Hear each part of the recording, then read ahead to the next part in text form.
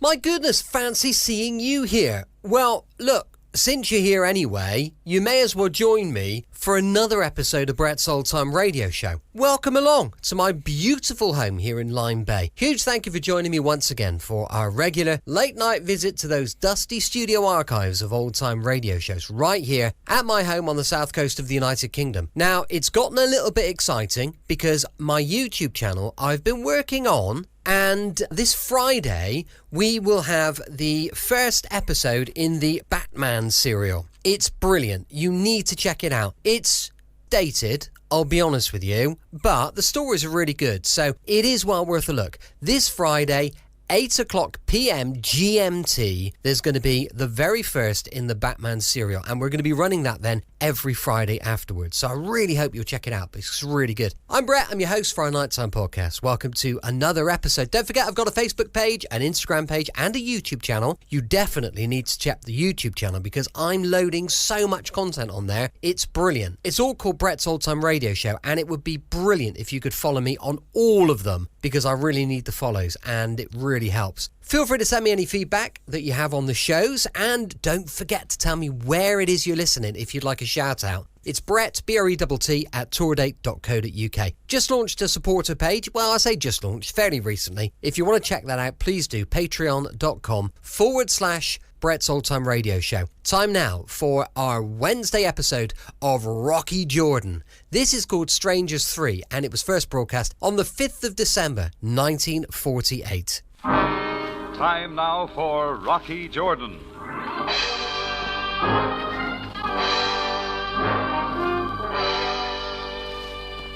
Down the street from my Cafe Tambourine, there's a place called Rockholmes. You couldn't say Rockholm and I were old friends. We were just old competitors. Somehow we managed to stay out of each other's way until he hired Tisana. I'd heard about Tisana. They said she was tall, tan, and terrific. That when she danced, it was like a moving bronze statue, alive and sultry. Yeah, they said her dancing was out of this world. Well, that's what happened to a couple of people who watched her. They, too, went out of this world.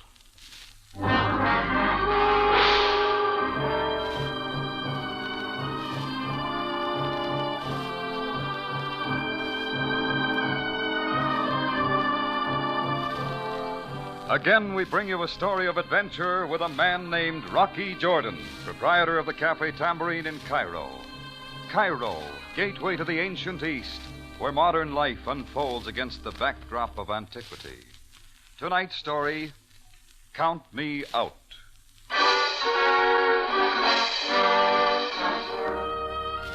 My business hadn't been getting any better since Tisana went to work for Rockholm. I decided to find out why. It was a little after 1 in the morning when I locked up my place and strolled over to Rockholmes to catch the last show. I made 2 stops on the way. Once when Hancock, one of the street beggars, collared me for a coin. Then, just as I was about to push open the door to Rockholmes, I ran into Barney Grogan. When he saw me, his big puffy eyes lit up like pumpkins on Halloween.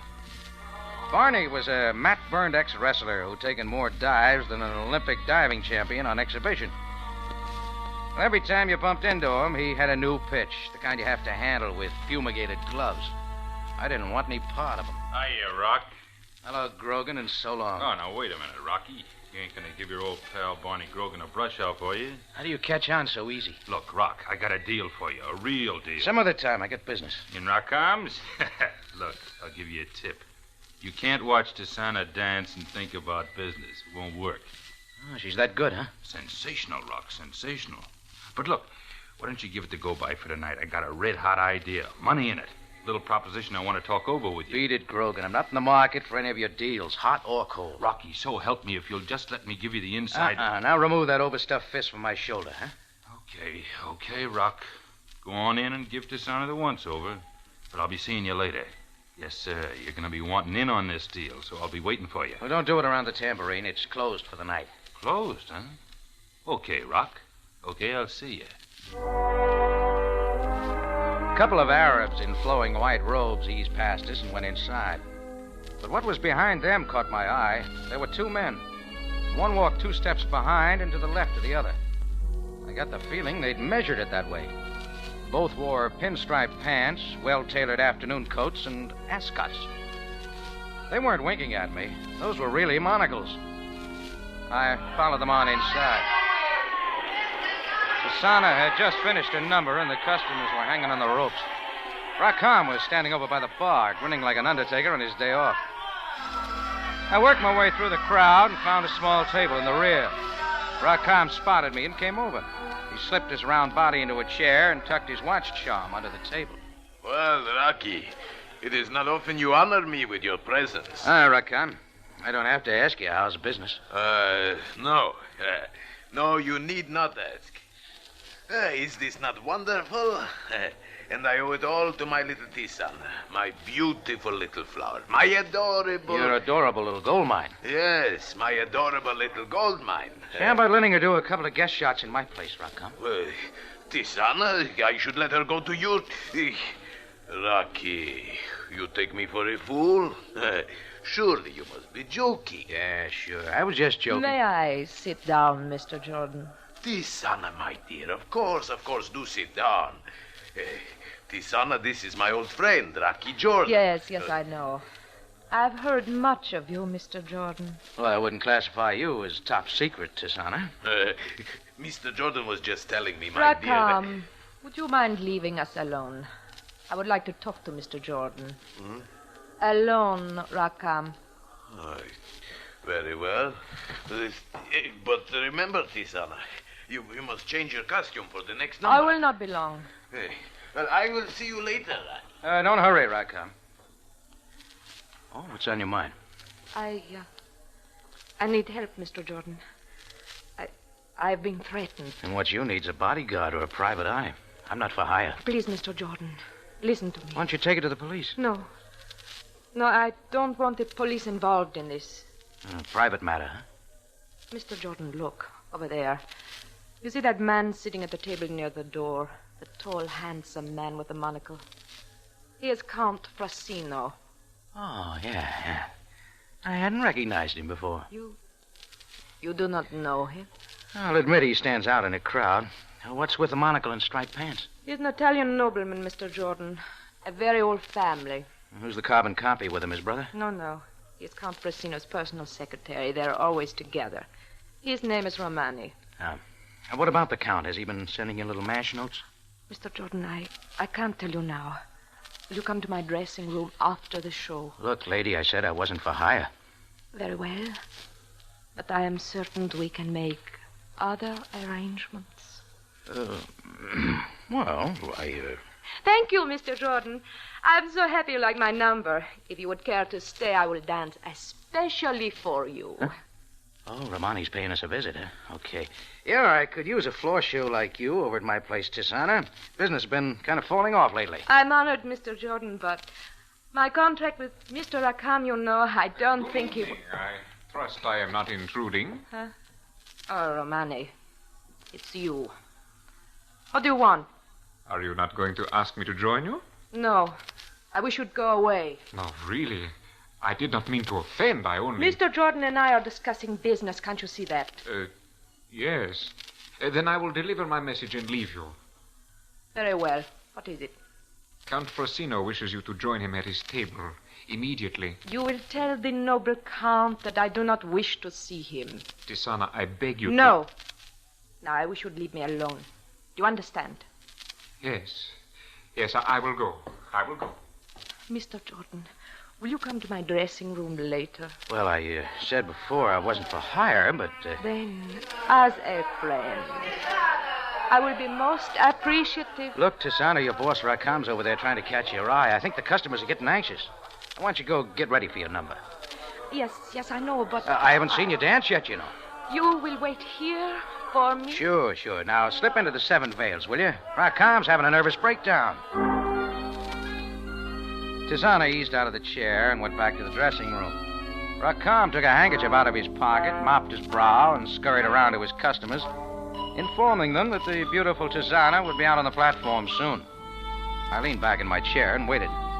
But I never did see Tisana dance. Happened to glance over to the front entrance and caught sight of Hancock, the beggar. He was motioning to me, so I went over. Mr. Jordan, Yeah? you must go quickly. There is something wrong at your cafe. My cafe? What are you talking about? It's closed. Yes, I know. But as I was walking by a few moments ago, I saw a light inside, and there was a shot. Shot? Yes, I heard it. I swear, Mr. Jordan, it came from your cafe. Okay, Hancock, come on. The beggar, Hancock, and I ducked out of Rakam's place and ran down the street to my cafe. When we got there, the place was dark and quiet. We slipped around to the side door. It was open. I'd taken 3 steps into the cafe when a flash of light cut across the room.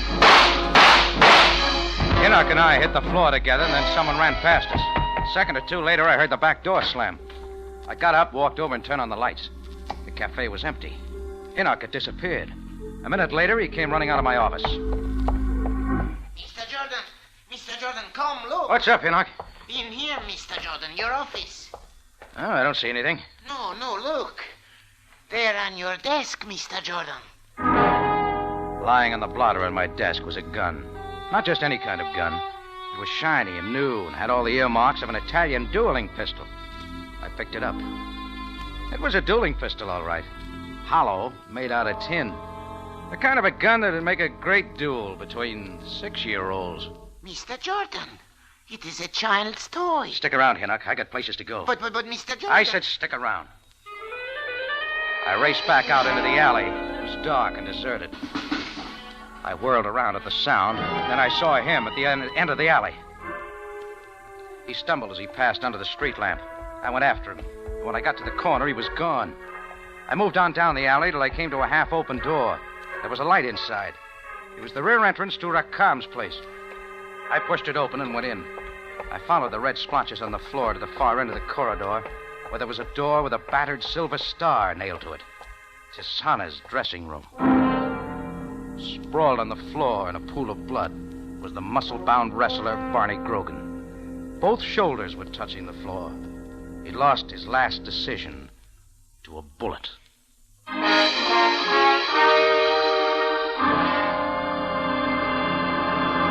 Rocky Jordan will be back in just a moment. Yes, it was mighty good news when you listeners indicated by your letters that you wanted Rocky Jordan back on the air. So we've put him in one of the outstanding mystery lineups in radio. Over your CBS station every Sunday night, you'll hear not only Rocky Jordan, but Sam Spade, Dashiell Hammett's Great Private Eye, and The Whistler, one of the most popular shows on the air. Remember, this half hour each Sunday evening will be the time for Rocky Jordan. Now, back to tonight's story, Count Me Out.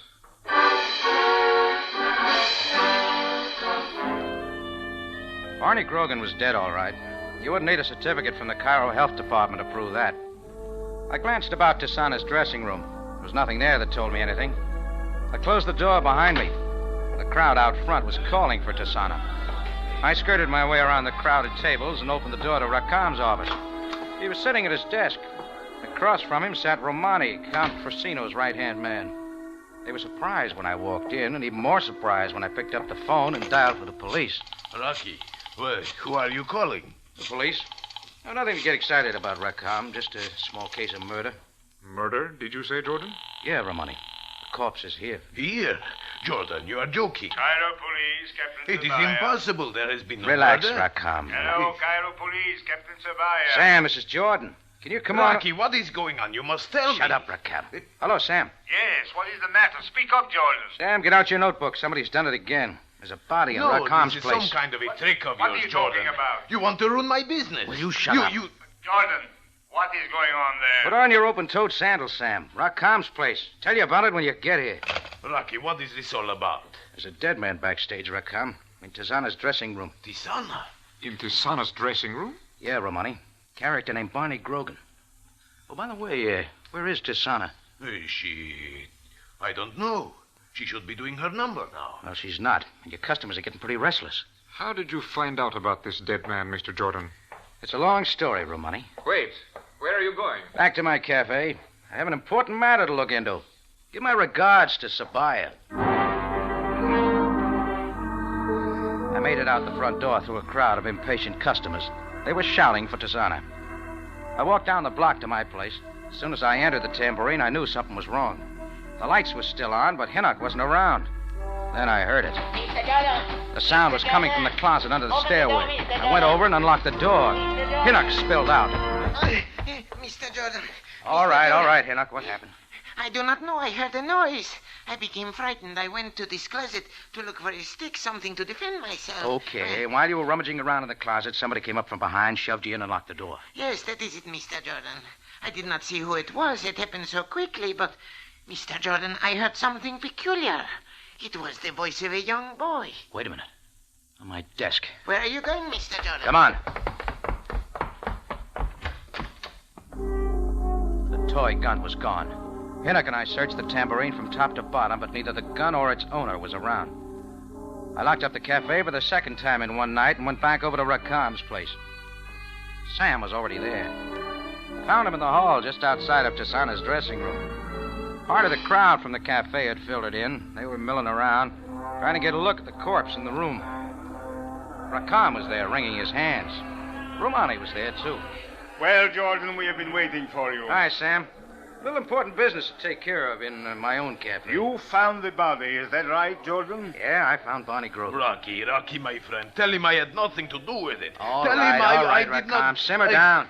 Jordan, let us go into the room. Romani, you and Rakam, too. Sergeant Greco, you will clear this hallway. All right. Now, Jordan. From the beginning, Sam? From the beginning. Okay. Somebody broke into my cafe tonight, not more than 20 minutes ago. Hinnock the baker told me about it. Hinnock told you about it? Yeah. I was here at Rakam's, believe it or not, waiting for the floor show. Go on. When I got back to the tambourine, the side door was open. I walked in just as the fireworks began. There were 3 shots. Who fired? I don't know. The place was dark. After the shots, I ran out into the back way and saw a guy weaving up the alley. I trailed him here to Tisana's dressing room. That's how I found him. What was Bonnie Grogan doing in your cafe? I don't know, Sam. Captain. Yes? When Count Frosino and I entered this cafe earlier this evening, I saw Mr. Jordan speaking to this man, Barney Grogan. Oh? Yes, they were standing in the entrance. Oh, I knew you'd bring that up, Romani. What did Bonnie Grogan want with you, Jordan? I don't know, Sam. I didn't give him a chance to tell me. Some sort of a deal he had in mind. I see. I told him to take his business somewhere else. That was the last time I saw him alive. Mm-hmm. Go on. Go on. What else, Sam? I told you I found him in here, and that's when I called you. Mm-hmm. Rakam. Huh?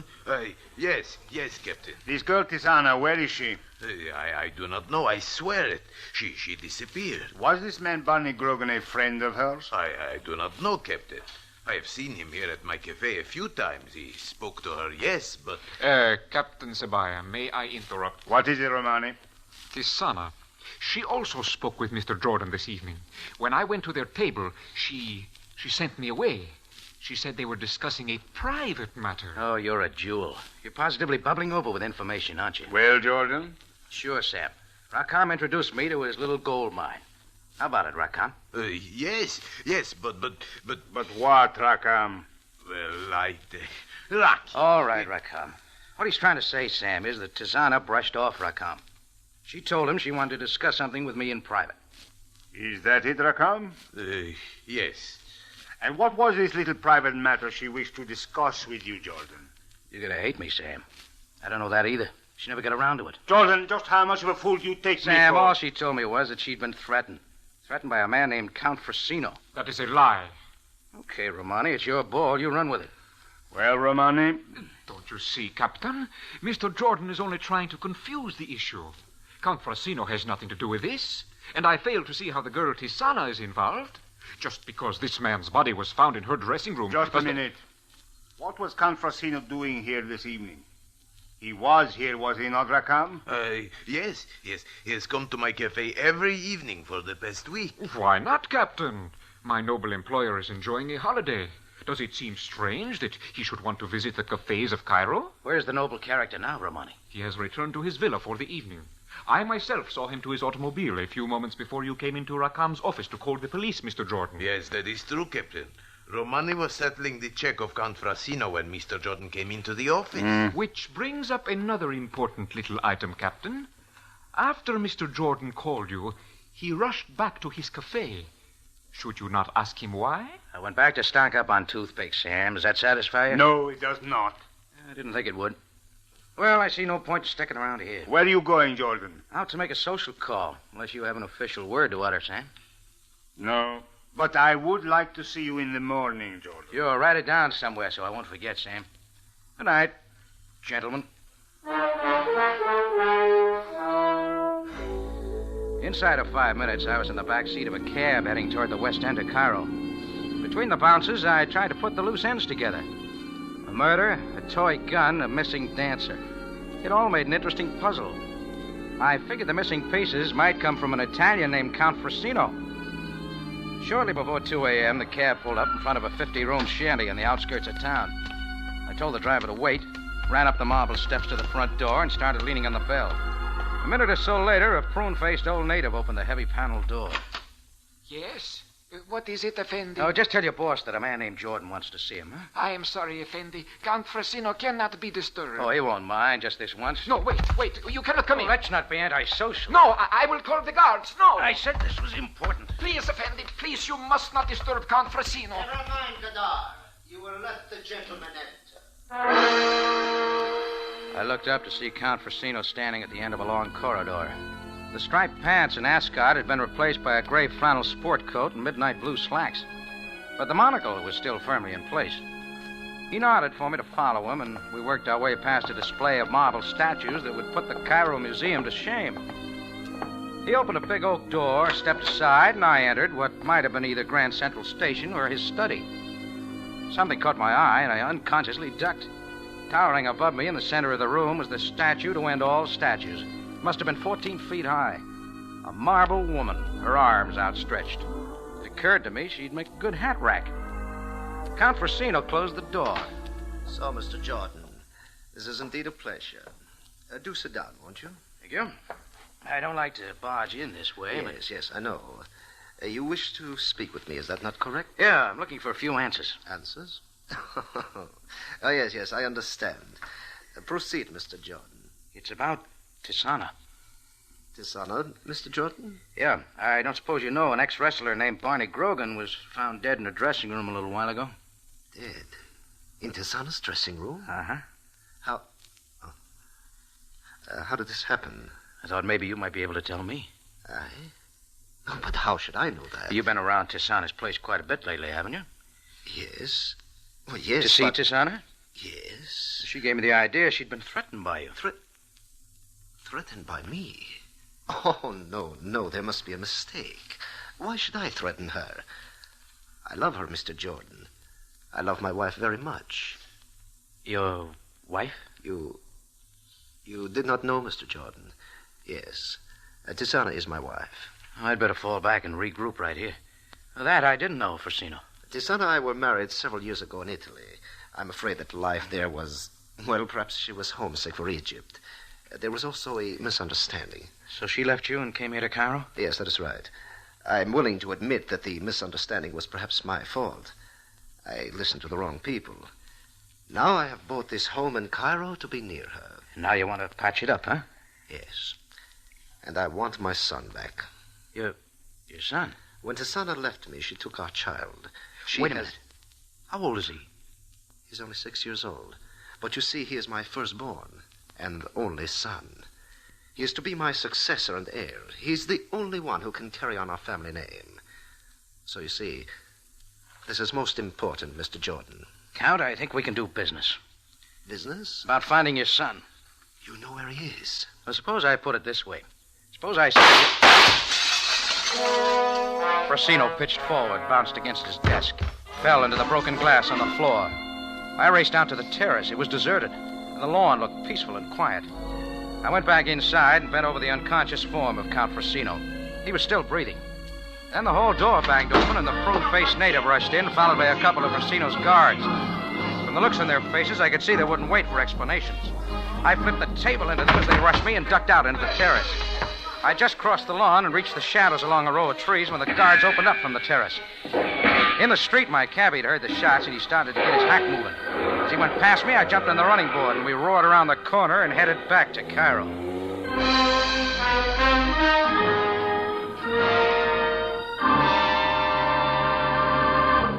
Rocky Jordan will be back in just a minute. Here's a note of importance to listeners who like top-drawer mysteries. Rocky Jordan has joined Sam Spade and the Whistler to make this CBS threesome the best mystery block on the air. Remember that this is the time you'll hear Rocky Jordan every Sunday night. And you'll want to hear, too, Sam Spade and the Whistler. Remember this threesome in top-notch mystery adventure on CBS. Now for the ending of tonight's story.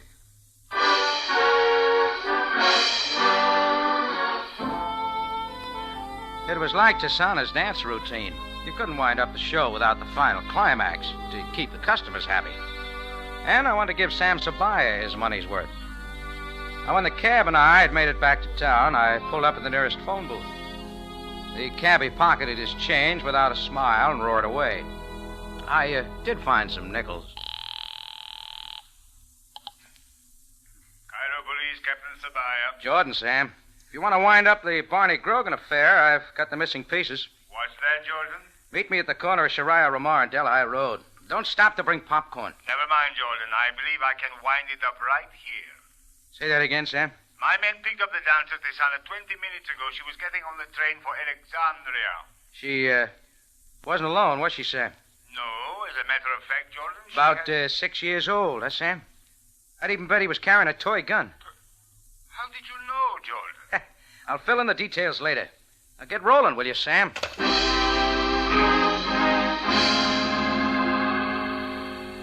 Sam got rolling. In less than 10 minutes, we were easing down the alley back at the Tambourine. I brought him up to date on the affair, but I could see he still wasn't too sold on it. So this Barney Grogan kidnapped the child? Isn't that what Tisana rather, told you? Yes, but... Works out that way, Sam. He was going to sell out to the highest bidder. He knew how much the Count wanted the boy, too. Tisana could have shot Grogan in your cafe, But Jordan. she didn't, Sam. That's why Grogan staggered back to Tisana's dressing room. Since he knew it was all over for him anyway, he wanted Tisana to have her boy. He told her where to look. That is her story, yes. All right. So while I'm over at Rakam's calling you, she ducked back to my cafe, picked up the boy, and beat it. Now, if you... Just a minute, Jordan. What's up, Sam? A light in your cafe. I saw it a moment ago. Yeah, that must be it. There it is again, Sam. It's upstairs. Come on. I pushed open the alley door to the Tambourine. Sam and I slipped inside. As we crossed the darkened room, we could hear someone moving around up above, from room to room. Then the footsteps came closer. He was walking down the balcony. I switched on the lights. Romani stood there at the head of the stairs, his mouth wide open. Just as he brought his gun up, Sam fired. Romani folded in the middle, reached out for the banister, missed, and plunged headlong down the stairs. Well, that's the way it ended. Before Romani died, he filled in the missing pieces. He figured on killing Count Frasino, then taking the boy back to Italy. Once there, he could become the boy's guardian and also take care of the Count's king-sized estate. He hired Barney Grogan to do the job, but Barney held out for more money, and Romani threatened him. Grogan got scared and came to me. When Romani saw the two of us talking in front of Rakam's place, he figured he'd have to act fast, so he caught up with Grogan at my place. He'd have gotten the boy then, too, if I hadn't walked in. Well, later at police headquarters, Sam still had a couple of questions. Jordan, how did you know he was coming to your cafe tonight? Oh, it was a long shot, Sam. I figured the guy who had tried to knock off Count Frasino had overheard part of our conversation out there. From the way I'd talked, I guessed he must have thought the kid was still in my cafe and that he'd rush back to my place on the double. There is one more thing, Jordan. Yes, Sam? Why did you not mention this boy when I talked to you at Rakam's place earlier this evening? Sam, who ever heard of reporting a cap pistol to the police? Jordan. Look, Sam, the deal was earmarked kidnap from the beginning. You know I don't like to become involved in those things. Jordan, I know you like to keep certain things to yourself, and I know that when there is a kidnapping, there is also ransom or a reward. You did not have this in mind, of course. Sam, my boy, I haven't made a nickel on the deal, so help me. Not yet, anyway. But I've been around here long enough to know that when anyone comes out ahead on one of these deals, it is always Rocky Jordan. Tell me, why is that? That's a good question. That's a very good question.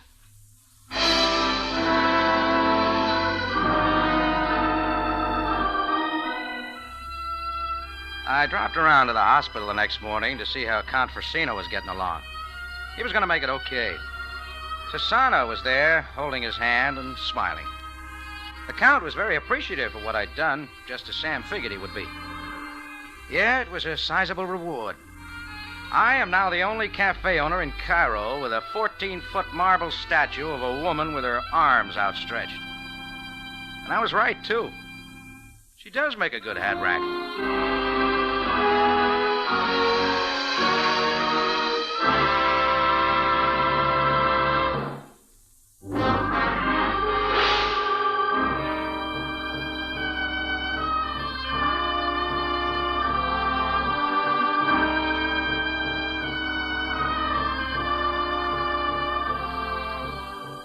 Rocky Jordan is presented from Columbia Square in Hollywood and stars Jack Moyles in the title role. Tonight's story was written by William Frug, produced and directed by Cliff Howell, with original music by Milton Charles.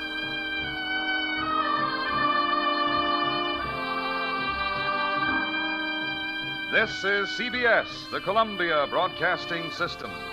Welcome back. Hope you enjoyed our latest episode of Rocky Jordan. And don't forget, tomorrow night, it will be an episode of Tales of the Texas Rangers. That's going to be kicking off at 5 p.m. GMT. So please make sure you take a listen. You can email me, brett@tourdate.co.uk. I'd love to know what your thoughts are on the show. As I mentioned, please don't forget I've got a supporter page at patreon.com/Brett's Old Time Radio Show. Thank you so much for listening. I'll be with you 7 days a week, each and every week. And I'll see you next time on Brett's Old Time Radio Show. Love you. Bye.